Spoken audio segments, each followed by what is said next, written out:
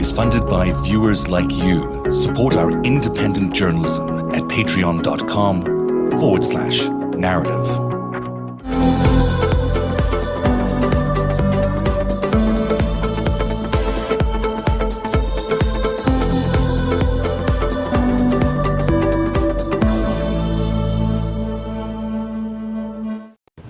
And hello, good people of Narrative. Welcome to the show. It's a Tuesday evening. It's 7 o'clock on the East Coast, 4 o'clock on the West. On the West Coast is where we found the fabulous LB. How are you? Lincoln's Bible? Well. You I'm look doing great. well. You look great, Oh, as thanks. always. And Yeah. Eric Garland's in the middle of the country. How are you tonight? Central time. It's the center of everything. You are. Yes. And it's all good. Boy, we had an interesting evening this evening already. So much news has broken. Just recently, the Supreme Court sent a little message along to the outgoing president of the United States and his administration. Do any of you want to take this this statement? It's very long. It'll take a little while for you guys to get through it all. Yeah, But put it up. We'll spend a lot of time getting through it here. Yeah, this very is really complicated good. legalese. We'll break it down. I think Eric can break it down. Do I have a highlighter? And I got to be able to do Latin. Yeah. Modern Latin script with the circumflexes over the top, or okay. Well, here it is. Here it is. Here it In is. fact, all of Here it, it is. right there. Okay, I'll order pending. Fuck off. That's what it says. It says right. basically "fuck off," right? Yeah, Did I pass the bar? you did. You passed I'm the now bar. admitted to the federal bar. Yay! The best part, guys, the best part was Ted Cruz offered to argue this case. And some people who actually knew the difference between their gastrointestinal tract and the hole in the ground said, there aren't going to be oral arguments. You're not allowed. There's no one to talk. What is he talking about? So we get to have two jokes at Ted Cruz's expense. But Wow. Yes, everyone was told to get fucked. Well, there you go. I'm glad they came to that decision because it was the only obvious decision to come to. But everyone was sort of still holding their breath. I was. Today was the day, right? Today was was it Safe Harbor? I really wasn't holding my breath, but it was the Safe Harbor day. I guess so. I don't know. All these things that feel like deadlines, and oh my God, something could happen. And no, Joe Biden won by the biggest margin ever, and he won with votes, and he won the biggest popular vote, and he won. If we're gonna go by Donald's and Kellyanne Conway's own standard of what a landslide electoral victory is, he won by a landslide electoral victory. Absolutely, So it's a blowout. total it's a huge landslide. Mandate for Joe Biden, and everyone just needs to chill. He's gonna get in there, and he'll get inaugurated, and I don't know where Donald will be. You had a fun graphic, Zev Shalev. Where's that graphic? Where's your graphic? I thought it looked like lots of bathroom choices for Donald to go. I don't think it's quite his tastes, but it could be something that he'll be offered in wherever he goes, like Rikers, or perhaps they give you some choices on which door you have. There we go. There you go. So Donald's facing some choices. Does he take the way out, or does he take the way around, which means he goes out and then comes back in the next term? Oh, and the pink, I love it. And then there is also just an actual exit, like a real normal exit. And then there's the exit with potentially becoming sort of a guerrilla movement, which is a whole theory I will explain to you in just a few minutes when we get to it. That not that he'll become like a real guerrilla movement, but like a modern day information war, narrative war guerrilla movement where he'll just be annoying for eternity, or at least until he dies. So, he'll sit there on the sidelines, picking away at everything that Biden does, still running the Republican Party from the outside, or try to, and at the same time be funded by all these foreign entities and whatever forces are helping him do all of this. And I think that's a real possibility because he came out the other day and he's apparently doing this helicopter departure. He's not going to do a handover of power in the traditional sense of two leaders standing next to each other and a handshake. He's going to fly off on a helicopter to Air Force One, do one last ride on Air Force One to a big rally, which he will stage up against the inauguration, and then have a big thing about the bit of ratings. A ratings battle. Can you imagine that? From this president of the United States. Yeah, that sounds like a Mark Burnett production to me. It does. Everything is about content with Donald and all his, I guess, is he the head of the Kraken? What is the Kraken? I don't even know what the Kraken is. I'm still trying to figure out this Sidney Powell Kraken metaphor and what the different legs of it. But whatever, unleash it. I don't know. So the Krakens, I love that Mark Elias is like, now like, today started with 4 Krakens and now we only have 2 Krakens. So he's turned it into like a little video game whack-a-mole thing, right? Like little emojis. Krakens. We're going to maybe get a Pac-Man chewing up the Krakens. You really need a degree to understand everything they've come up with in their narrative wars. It's become so weird and so hard to follow. It's ridiculous. So, but it is about content. That is all that he's always all that he is looking to have is they need, they have this machine, they have this propaganda machine, and they have to constantly create new content, new storylines, or just sound bites and keep pushing it down. All of it is bullshit. They know it's all bullshit. Donald is such a flawed human being. I do believe he starts to believe his bullshit and talks himself into his bullshit and then doesn't even know what day it is, I mean, the whole Medal of Honor that was some ceremony. Good stuff. I mean, I think it's pretty clear he did shit his pants and he just had to get out of there. Noel has never been wrong about any of that. Noel has given us the most horrible transparency into this presidency. It is, but you can tell. It's like he had a poo-poo in his diaper and he had to get out of there. I mean, that's why I'm not really... The kid was like, that's so disgusting. Like, it's so disgusting, but that's what's going on with this guy now. So he's not going to be the rebel leader of originally I was thinking he's following the Jonas Savimbi route of independent homeland, but he's not going to be that kind of leader. Because if you recall, this is Jonas Savimbi. He was a pretty ferocious kind of warlord there in Angola. This is not going to be Donald Trump going forward. No. The Donald Trump going forward is going to be a guy who sits in his armchair in wherever, probably in the private Miami island that he and his kids are going to be living on, and basically tweeting a narrative war at us nonstop, making sure it's so hard for anybody in the administration to actually get through very much without a lot of noise around them. If he keeps his Twitter account, if that Twitter account stays up. Right. It's not just him. I mean, there's a whole machine. There's Newsmax. Have you seen Newsmax? Have you guys ever sat through Newsmax is the worst. Yeah. Oh my gosh. Yes, of course. It's like a whole nother level. Well, now you have the Arizona GOP today doing their stuff early in the morning, and I didn't see what they did today. I didn't see what they did. Oh, they're the actual Arizona GOP official account. I can't remember the name of the woman who runs it. She's just a maniac.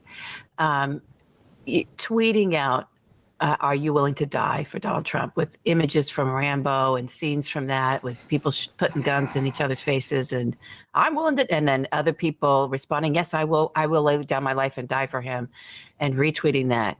That's what the GOP is now. Their radicalization. They're a separatist party, really. They're an anti-democratic party as well, which is so strange that some of them are still in the system. But there's been other examples of it. I actually wanted to spend a little bit of time today talking about Angola because it's really interesting to me, because I'm a geek and I spent a lot of time reporting on South African issues. Angola was a story in South Africa when I was there as a reporter because, South Africa and the United States actually backed Jonas Savimbi, because up until, the 1970s, it was a Portuguese colony mostly. I'll pull up a little map for you guys so you can see where it is. As a Portuguese colony, it was a very successful Portuguese colony. There it is in the middle of the country, very wealthy place. This place has diamonds and has oil and there's a lot of foreign interests that like to come and play in that space because of their lots of oil, lots of diamonds, and lots of agriculture. So, like a lot of African countries, it never really had a chance to be to be fully independent or fully engaged in its own policies, because it always had the Soviet Union on the one hand, and then Russia and China and the United States on the other hand. So there's always conflict there about who gets to rape and pillage that country. And so the MPLA was the party that did actually become the leaders at the turn of when the country became independent. So in 1975, the MPLA took over, and Jonas Savimbi said no. He and with his backers, the United States and South Africa, headed to the north where there's lots and lots of diamonds, and basically declared their own homeland.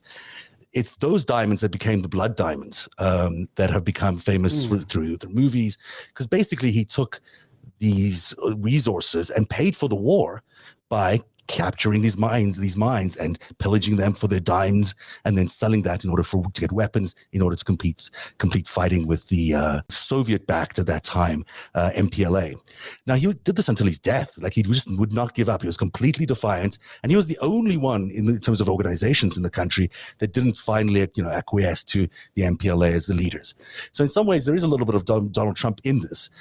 And there's maybe more than just a little bit of Donald Trump, because when you look at who the backers are of Jonas Savimbi and the MPLA, and in fact who the backers of the diamond industry in Angola are, you find a lot of the same people as who are involved with Donald Trump, Vladimir Putin, Bibi Netanyahu, and all these other characters that have sort of brought on this the strongman alliance in the world.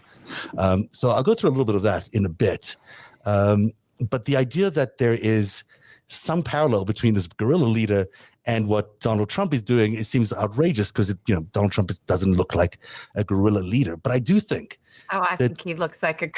I think he's dying to put on some kind of weirdo, made up military uniform and call himself a general and strut around. Oh, probably. Actually, you might be right. Certainly his son is. I mean, if he isn't, then Donald Trump Jr. is going to land up, running around in some sort of military fatigue. But there's still, and so this is, I think, where we might be heading. And this is why he's making these ridiculous speeches, and why he's telling people, will they lay down their lives? I mean, it sounds ridiculous. Yeah, they're going full Rambo. Yeah. Except these are fat old men on speed who shit their pants. These are not hard. That's just I can't. I see the I'm fascinated by this, Zeb. I'm fascinated about the reality of actual military men who were trying to survive amongst multiple empires, the old colonial, the new Cold War. But these are old, fat Goombas who are incontinent of feces. They cannot make it through medal ceremonies. They're not going to disappear. They're not going to beat the Taliban hand to hand. Enough of the boomers with computers and their Krakens and their depends. They're going to waddle out, bitching about the Wi-Fi.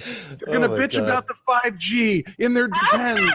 And get on Red State and tweet hard, and they're going to beat the Taliban. No, they're not. No, they're not. It's over. All of this is done. It is over. It is for sure. That's brilliant. Yeah. You were on fire there. We should just end the show. We should just stop right there. That was fantastic. That was pretty great. Let's go have some Christmas cookies. Yeah, let's have the cookies. Let's have the cookies. Yeah. That was fantastic, though, because they're completely impossible. How can these people even think they're going to do this? They're going to do as badly at being an insurgency as they've been a presidency, without a doubt. I mean, it's embarrassing. It's going to be annoying, and it's not going to work. The only thing is the GOP still have the Senate. I mean, if that could just be sorted out, we'd be fine.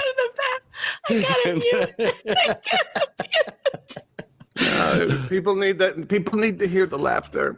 No, because there's movies where old people. I mean, this is a trope in film, right? LB knows what I'm talking about. It's like there's was it Space Cowboys? Which and since we just the greatest American pilot ever, Chuck Yeager, just passed on, and he was a great pilot. I mean, he broke the sound barrier at 89. He got up in an F-15, and I mean, the dude was just he was legendary every possible sense. LB's trying to compose herself. This is good. We'll get there. But there's the movie that dude could still dogfight you at 70. And there's that great movie, Space Cowboys, about, the young team that's supposed to do the space shuttle gets sick, and they have all these old pilots that come in. And it's James Garner and Clint Eastwood and I'm Donald Sutherland. I forget who else is in it, but it's old guys that step in, and it's like, all right, young whippersnappers, but we're going to show you what's what. General Yeager said there's three things that make me a great pilot: experience, experience, and experience. And being a pilot, that's true. And there are some things where that's true. But being a paramilitary warlord is not among them. They're just all these Metamucil chugging vigilantes who are they're gonna think about what they're talking about. Releasing legal krakens, which are rebutted by 2 lines, right? Or they last. Now the krakens are seriously, the half-life of a kraken is down. This is no bullshit. Is down to 3 hours. Like, they keep sending the krakens up in Michigan, and it's like 3 hours later, like, fuck off, go away, go find a hobby. It's going to be this. It's going to be a truly embarrassing event for them. I mean, hopefully it's going to be a truly embarrassing event. All I could see was like, I can't even tell you the picture in my head. It's terrible.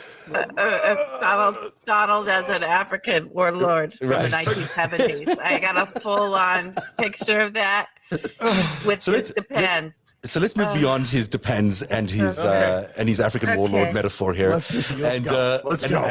And let's look at Lev Levayev, because, as Jonas Savimbi was getting all these blood diamonds and selling them in Africa to finance his war, and which I think actually was an Israeli sort of funded event in the first place, another Israeli by the name of Lev Levayev, who is the Diamond King and also like a big mafia mobster, came into Angola's market and started buying up the diamond mines. And he is a pretty big deal. He's currently under several prosecution, I think, in Israel. One of them is for smuggling. Another one, I think, might be even murder. But tell us a little bit more, if you can, LB, about Lev, and then I'll do a little chart, which you got a sneak preview of how he's connected to Donald Trump. Oh, okay. Well, so if everyone remembers Bayrock from back in the day, Leviev was part of that whole gaggle that was in there getting Bayrock going. Alan Dershowitz is willing to go outside of Leviev's, his stores, his diamond stores. Levayev, because he gets protested by what he does, because he's also a real estate guy in Israel, and he develops alongside Benny Steinmetz. He does all those Israeli developments, right? That caused such strife in the area. Yeah, correct. That's right. That keeps building. He gets protested, as well as getting protested for his blood diamond operation. I mean, there's quotes around this guy from people, even the other diamond merchants are like, who are even a little sketchy, and they're like, yeah, we don't go over there in that Levayev territory, because it's just straight up blood diamonds. So Dershowitz himself will go outside of Levayev's shop and hold up bags he got from inside the store, and dance in front of the faces of protesters and taunt them like a 4chan meme come to life, like a troll. Like, he trolls people in real life. For this guy, what could it all mean? I think Susan Sarandon is in there with Levayev. She's done a lot of it. It's like it gets a little weird around this guy, right? But he's if you want a diamond, he's a good place to go get a diamond from. Right. If you don't have any morals or ethics. He's been putting his money into Donald Trump real estate from way back in the day, and mixed up with Dershowitz from way back in the day. And he's not a good guy, right? And his syndicate, if you look at sort of his offshores and where he pops up around the world, he pops up with operations and connected to money and offshore laundering that's in there with some Central and South American stuff, and then obviously Africa's a big deal. There's China stuff mixed up with him, so he's transnational, right? For sure, he's one of the biggest, I think, still around. He's one of the biggest. I think that I have made this statement, and he can, I don't know, come and sue me, blood diamond guy, whatever. But when it's hard to find mob bosses anymore, real bosses, like people that terrify everyone underneath them, and that you can't just sort of do a deal around, right? Because it's become such a corporatization of organized crime has happened in the last 10, 15 years in a big way. And but this guy, I think he still really does scare the fuck out of people. And if he wants something to happen, he pulls a trigger, or pulls a lever. I don't mean it actually pulling a trigger, but pulls a lever to have shit moved from one place to another, a big deal or sums of money. He gets what he wants, and he gets what he wants from fucking anybody, from any world leader. He's very close to Putin. He's a I would absolutely put him in the category of being a boss. Probably the only one left. So let's take a look at his network of people. This is Lev Levayev. He's obviously very close to Bibi Netanyahu and Vladimir Putin, but he's also one of the biggest funders of Chabad, the organization, which also includes Jared Kushner as one of its regulars, as Michael Cohen is there. And Dershowitz. He's also met with Donald Trump, We don't know why, but he met with Donald Trump. This is his partner, Rotem Ronan, who owns large chunks of New York. They say he owns most of the Upper West Side. And of course, he is married or was married to Mr. Sapir, who was Donald Trump's business partner's daughter. And the bris was held somewhere at Trump Tower. And I think the wedding was held at Mar-a-Lago, where Donald Trump actually paid for the wedding. That's how. Oh, my God. That's how close these guys are to each other. Let me put up a full screen here so we can just. I don't know that Donald had a choice. Yeah, he probably was forced to. This guy's a boss. He's a real boss. There's also ties to Jared Kushner because he sold him a building or two, but most famously a few floors out of the New York Times building. And he's tied to Natalia Veselnitskaya because she was the lawyer defending Prevezon, I think, which is the company that he used to be a partner of.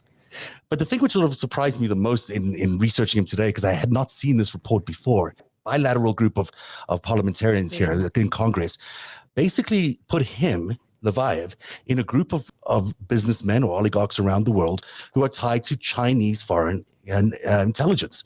Now, I had not seen this report before. I'm sure you guys have because you guys are more plugged in than I am. But the report first published in Haaretz newspaper said that basically Levayev is one of these four key people in the world that are tied to Chinese intelligence. And it links him to a group called Queensway 88. The Queensway 88 group is where the Royal Navy used to be in Hong Kong. Now it's been taken over by the Chinese intelligence groups, and they have created this front for business groups called Queensway Group. And his company, Lev Levayev's company, is believed to be one of those groups. And that's how the Chinese get their hands on diamonds and oils out of Angola. Levayev is also partnered with the daughter of the president of Angola, Isabel dos Santos. She's a very controversial person herself. And his other partner is Arkady Gaydamak, who is I'm sure I'm ruining the name there, but he is recently been one of the three people who were found guilty of running weapons for France in I think the 1990s. This is the case linked to Sarkozy's case, which I know you've been talking about.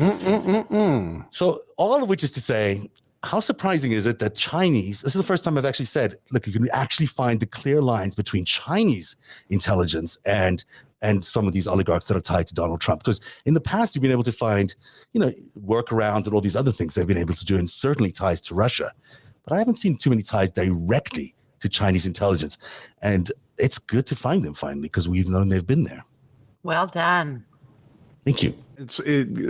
Watching all of this tie together, that's when you realize why we're at this moment we're at. For those watching who are in the Anglophone world, clearly, because that's our common language, who don't follow French politics as closely as I do, former president from 2007 to 2012, Nicolas Sarkozy, is now on trial in what's known as l'affaire des écoutes, or the wiretap scandal, where he apparently offered a judge from the Cour de Cassation, which is kind of like a mix of the DC Circuit Court of Appeals and the Supreme Court for France, so very high up, highest judicial court they have, traded him like, hey, I'm going to get you a job in Monaco if you can get me information on the progress of the prosecution for the real thing I'm worried about, which is my own presidential campaign being financed partially by the Libyans. So if you can just tell me that, I'll get you a gig in Monaco. Right. Not a good thing. It's been a long time ago, but it looks like they're finally cracking down on him. And these other launderers, there were three other launderers for arms that were tied to the Arkady case over there in France. Mm-hmm. So people are starting to break these little organizations apart, and it's not hard to see that sort of China is behind, at least in this case, a lot of the oil and diamonds that are oftentimes fronted by Israeli or Russian-Israeli groups in places like Angola, in Venezuela, in Argentina. And so that's interesting. That's interesting because, it certainly puts Israel in a very difficult position now that it doesn't have an ally as close as they had in the White House. It puts Netanyahu on his back heels a little bit. And it certainly puts China in a different spot, because now you start thinking very differently about why they're operating in the way they are around the world. And they've been hiding so much. We haven't been able to see what they've been doing. That maybe I get really nervous, too, about thinking of all of these connections and what they're doing with the Uyghurs. Because I feel like that's a test run. I know that sounds, I try not to look at things. It's hard, right? Eric is like you try to balance as you're analyzing stuff. You balance. Okay, I got to let my imagination go. So to try to wrap your arms around something that's so. It gets such little news coverage and such little information coming out around it. But sort of the big pieces you can see, it's not hard to look at that and say, well, let's also look at where China's putting their tentacles in with not just oligarchs, but also throughout the Mideast, and sort of go, oh, what are they, in Africa, even though Angola's, it's a minority Muslim population, but still, why the deprogramming? Why the deprogramming? What are you up to? The surveillance technology that they've invested in and that they're partnered with Israel in, including carbon, which we've had a lot of conversations here about, which are currently being implemented in a municipality near you in the United States. This is technology that can basically spy on your phone. It can just basically do what NSO has done to journalists around the world in that malware that they sent. This technology will allow them to do it to everyone's phone, basically. Yeah. And you can download that app today, and you don't realize it, but you're basically letting them access to all your files, they'll turn your cameras on, they'll listen to anything you're doing. It's the most un-American of things in the world, and yet China and Israel seem to be heading into this zone willingly and aggressively. So let's talk about the lack of imagination and where we're willing to go. And we know that the audience in general is kind of hypnotized by a certain, either some extremist points of view that don't have any connection to reality, in some cases some centrist points of view that don't have any connection to reality. And we're all hit with normalcy bias. We want to think of life as generally under control, and things being somewhat linear. And if you talk about wild scenarios, and this is part of your proposition tonight, Zev, about what are the different routes Donald Trump might take on the way out.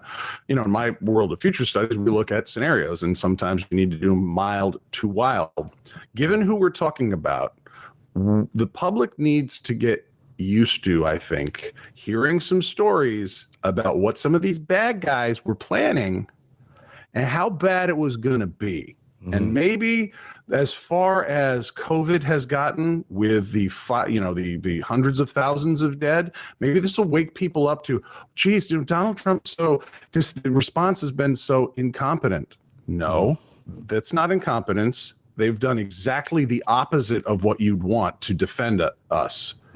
And it's too often that's exactly the opposite of what would help. We're going to ship the ventilators to China. We're going to get rid of PPE. We're going to open stuff up. We're going to make sure that the airports are more crowded.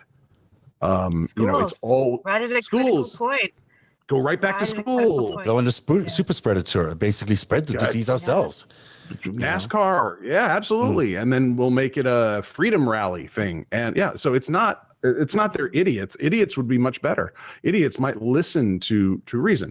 But if you take as a given that that's intentional, I was like, wow, these are people that would be willing to get rid of hundreds of thousands of people at a time. Now let's go back to China and Russia. With both of their cultures and both of their regimes, particularly the Chinese, because there's no fake break like the fall of the Berlin Wall for the Chinese. It's been the Chinese communists for decades and decades and decades. And there's a fact.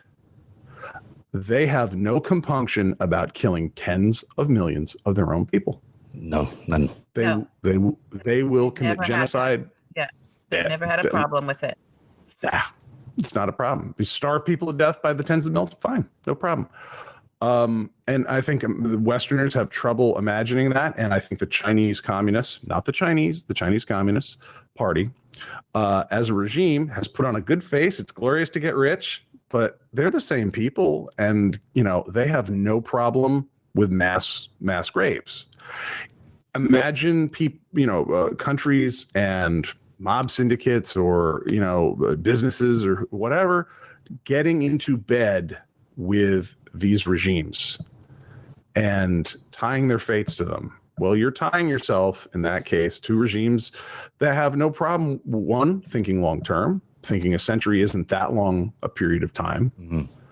And thinking that, maybe 100 million people dying isn't that big a deal. Now extrapolate. And I think we're going to learn, when you talk about all these surveillance technologies, bio warfare, you got this Iranian scientist we just find out he was killed by a machine gun that had facial recognition. Crazy. Strapped to it. Oh, we went next gen.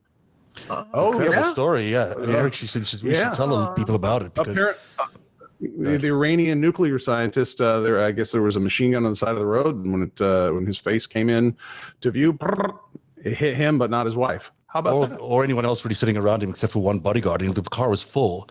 And so even though the attacker seemed like there was actually gunmen on the streets, people were saying there's gunmen on the streets, it was actually a remote controlled machine gun on the back of a van of some sort by satellite. But by satellite could find exactly the person and knock that person out. And I've not ever come across technology like that. That's pretty mind-blowing. Now put that in the hands you can see of that the coming. Chinese.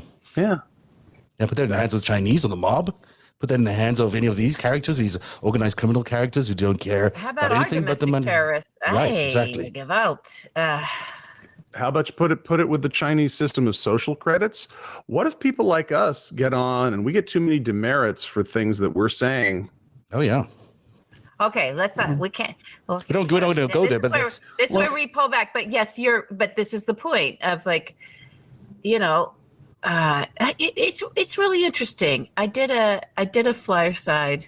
I don't even know. I haven't done it in the last couple of days because I haven't even gotten any decent sleep to even wake up and be an insomniac who could talk. It's like I tipped over into the worst. Too tired to be insomniac. I was too tired to be my insomniac, and just up. If I get up at 2:30, that's like the worst hour. It has to be after 3. If it's before 3, I can't recover.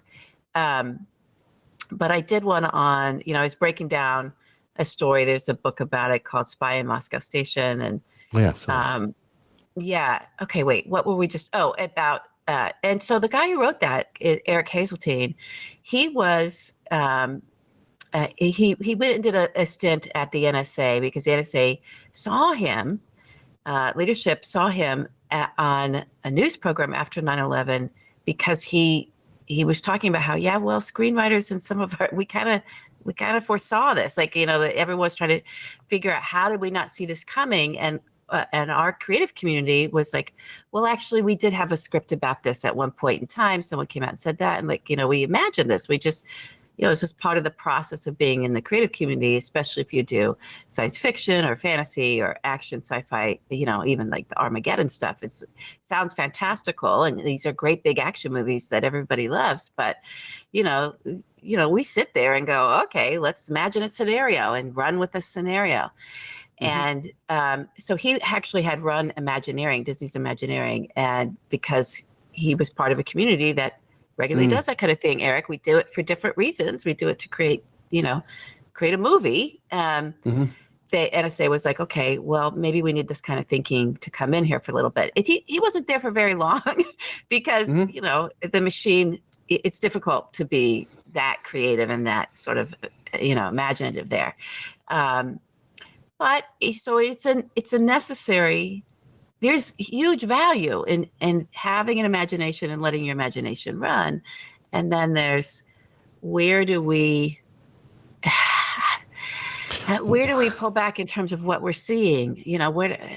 We have to tell people. We have to tell people. Talk about it, but what the possibilities are and what the probabilities are of those possibilities. Because not knowing that this thing is coming at you would be horrendous. I mean, much worse than actually this thing coming at you and surprising you would be not knowing at all. I mean, this is just and I think that's where we're heading. If we continue down this line of sort of blinkers and hiding things and blinders and hiding what's been going on, we will cover this up as well. We'll convince ourselves that none of this stuff is real, and then it'll hit us one day when it's too late. Like knowing that this speeding train is coming at us is important, and it's hard to avoid. It really is coming at us. A lot more transparency and a lot more expertise being valued again. We need to value people with expertise again and listen to them and learn about what they know. Let them teach us, right? All those things help. Right? You guys are making the argument. I am for your profession. Yeah, 8 years ago, I wrote a piece called Peak Intelligence, how strategic intelligence is actually making us dumber in the Atlantic. And it was like, I'm sick of this profession because nobody's listening. And I think now we can look back 10 years and go, what was happening is that there was the whole structure of institutions getting in with really malign networks was changing the incentives of business. But whatever, people weren't listening. They didn't want to hear about what it might turn out like. We're actually, we're just going to have the technology guys in California tell us about the future. And some of us who came from more the defense side, which is where I came from in DC, we're like, no, you guys are missing a whole bunch here. And they're like, shh. And how can we make our billions? Where's it? Oh, what? We get Chinese and Saudi.